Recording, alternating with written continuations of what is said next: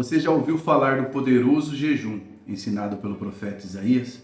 É o que nós vamos mergulhar profundamente, porque esse jejum ele vai te destravar para que você possa ser um instrumento de Deus sobre a terra. Abra sua Bíblia comigo no livro do profeta Isaías, capítulo 58, para que nós possamos analisar qual é o jejum que Deus espera que nós pratiquemos. Olha que cenário forte. O povo de Israel estava revoltado com Deus. Eles viravam para Deus e reclamavam no versículo de número 3, dizendo: por que jejuamos nós e tu não olhas para isso? Por que afligimos a nossa alma e tu não sabes? Em outras palavras, eles estavam dizendo: Deus, a gente está aqui passando fome. Está todo mundo com a cara triste, cumprindo o ritual estabelecido na sua palavra. E aí, por que o Senhor não nos responde?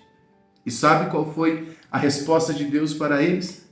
Foi um choque de realidade. Deus olha nos olhos da nação de Israel, daquele povo religioso, e diz: sabe por que eu não respondo?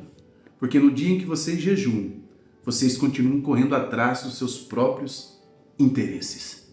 Vocês jejuam, mas continuam brigando, soltando o estupim da ira, explorando os outros, guardando mágoa, apontando dedos.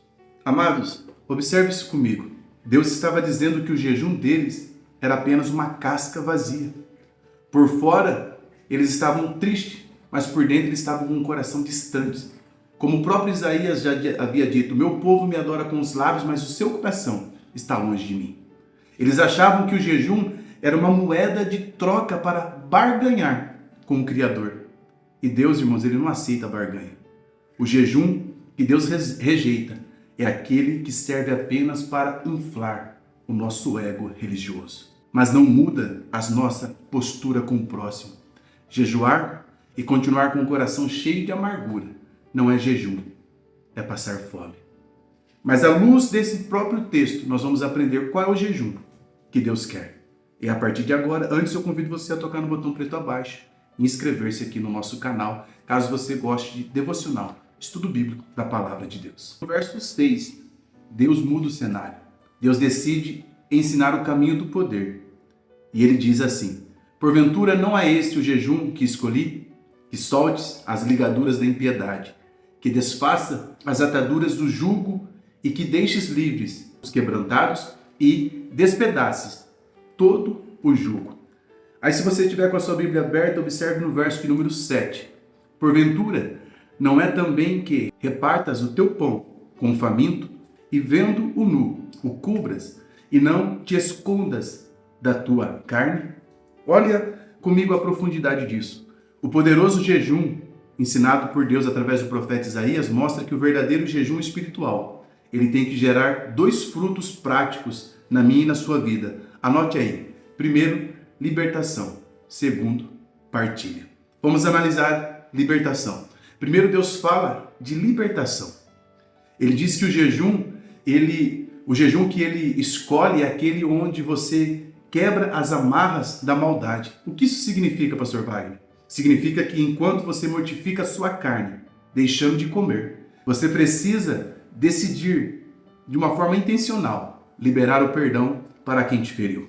Você precisa arrancar a soberba do peito. O jejum, ele serve para esmagar o seu eu, para que o Espírito Santo tenha espaço para operar em nós. Se nós, às vezes, está acontecendo isso na nossa relação com Deus, há tanto eu em mim que Deus não cabe. E aí o jejum vem para mortificar a nossa carne. Nós estamos nos auto-justificando o porquê da nossa mágoa, o porquê do nosso rancor. Mas só seremos verdadeiramente usados por Deus quando permitimos que esses sentimentos se esvaem da nossa vida. Porque se isso não acontece, nós simplesmente passamos fome. Em segundo lugar, meu irmão e minha irmã, o jejum de Isaías mexe também no bolso. Ele vai mexer na mesa. Preste atenção. Deus diz assim, eu quero que vocês repartam o seu pão com o faminto. O verdadeiro jejum espiritual, ele abre os nossos olhos para a dor do outro. Ou seja, ele tira os nossos olhos da nossa própria dor. Enquanto você escolhe não comer aquele pão por um propósito espiritual, o seu coração precisa se mover para que você venha compartilhar o pão que você tem com quem não tem pão para comer. Não adianta nada você se trancar em um quarto, fazer um jejum de 24 horas e quando sair, não estender a mão para o necessitado, não ouvir o seu cônjuge, ignorar o irmão que está sofrendo ao seu lado. O jejum que agrada a Deus tira o foco de nós, das nossas necessidades e nos conecta com as necessidades do reino e do próximo. É um jejum que gera amor prático. Falar com Deus no quarto é fácil, mas Deus está procurando pessoas que tenham ouvidos sensíveis, misericordiosos, para chorar com os que choram, para estender a mão para os necessitados. Deus, ele mostra para Israel ainda nesse texto qual é o benefício de fazer um jejum que vai além de deixar de comer para passar a servir. Porque quando nós deixamos simplesmente de comer e passamos a servir o próximo, o jejum realmente ele vai ter o seu objetivo concluído em nós. Porque o jejum é uma forma de nós mortificar a nossa carne. Agora, se eu jejuo e continuo guardando mágoa, se eu jejuo e continuo guardando rancor, se eu jejuo e continuo virando a cara para o meu irmão, esse não é o jejum que Deus agrada.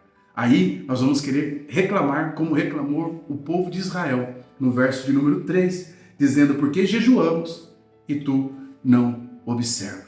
Mas veja comigo qual é a promessa que Deus tem para aquele que vai jejuar a partir de agora da maneira certa. Vai sim, às vezes, se abster de alimentos, de líquido, mas também vai liberar perdão, mas também vai partilhar o pão. Veja a promessa que o texto nos faz. Quando você entende o espírito do jejum de Isaías e começa a praticar essa entrega sincera, onde o seu coração ele é transformado.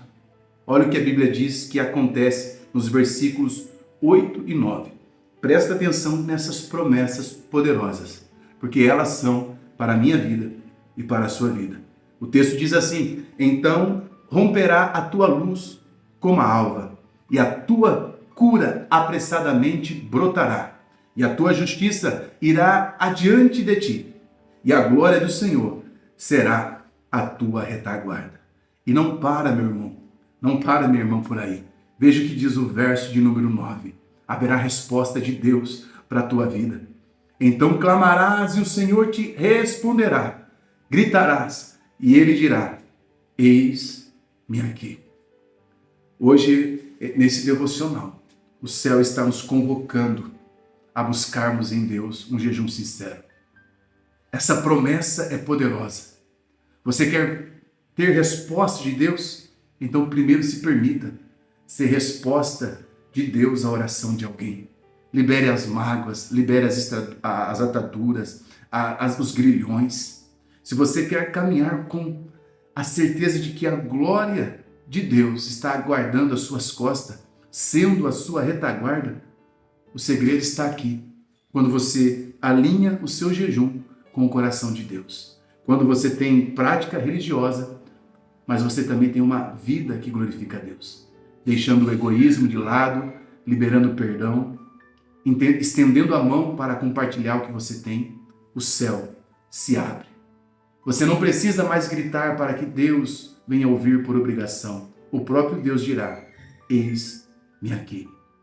O jejum que o profeta Isaías ensina não é sobre simplesmente deixar de comer.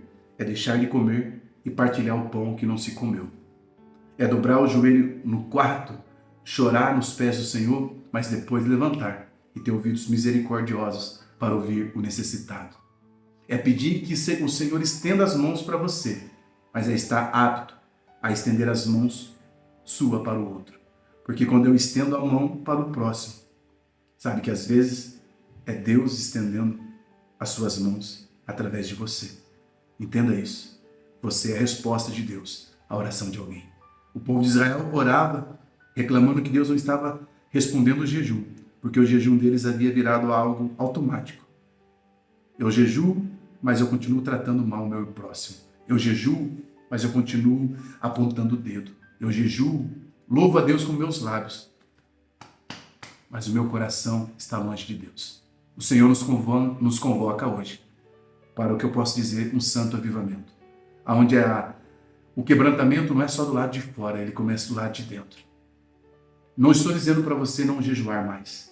Eu estou dizendo para você jejuar da forma correta. Essa é a forma bíblica que Deus quer que nós jejuamos. Nós vamos sim nos abster de alimentos, de beber por algum tempo, mas tudo isso será bom se quando eu entregar o meu jejum a Deus, não houver mudança na minha vida prática. É quase igual a pessoa que diz que sobe ao monte para orar, mas não consegue ouvir o filho dentro de casa. Entende? Nós estamos invertendo o que é uma espiritualidade sadia. Espiritualidade sadia não é aquela pessoa que simplesmente fala em línguas estranhas em todo culto. Não, o dom de línguas estranhas é real, é verdadeiro, mas às vezes a pessoa fala língua estranha o culto todo, mas não consegue falar a língua do filho, do marido, do esposo. E Paulo diz, é melhor eu falar 5 palavras que as pessoas possam entender do que 10.000 que pessoas não venham a compreender.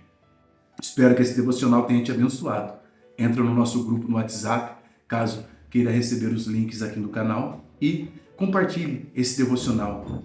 Faça uma declaração comigo aqui, só para eu saber que você chegou até o final desse vídeo. Escreva aqui comigo. Eu serei resposta de Deus à oração de alguém. Deus te abençoe. Forte abraço.